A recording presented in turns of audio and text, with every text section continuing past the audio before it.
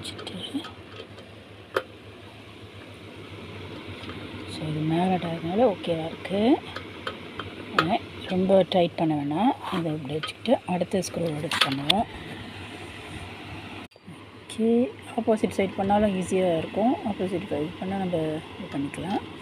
Okay, இதில் fix பண்ணிவிட்டு இதில் மேகாட்டாக இருக்கணும், நம்மளுக்கு கொஞ்சம் ஈஸியாகிடுச்சு எழுந்து போகாமல். ஓகே, ஊப்சி. ஓகே, இந்த சைட் பண்ணிடலாம்.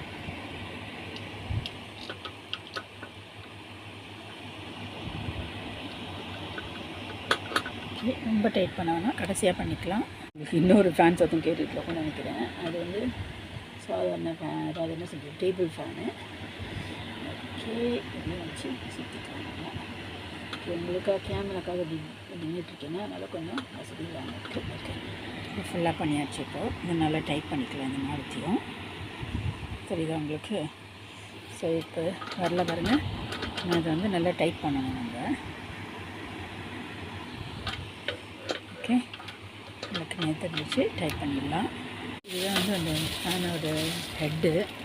ஃபேன் ஹெட்டு சில வந்து இதுக்கு அன்ராப் பண்ணலாம். ஸோ இந்த கவர் எடுக்கிறதுக்கு பேர் வந்து அன்ராப்பு. கவரை போடுறதுக்கு பேர் ராப்பிங்கு.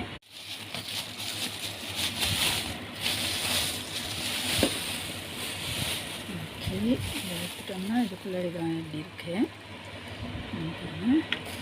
ஓகே, இதை வந்து கட்டி கொடுத்துருக்காங்க. இதை எடுத்துருவோம்.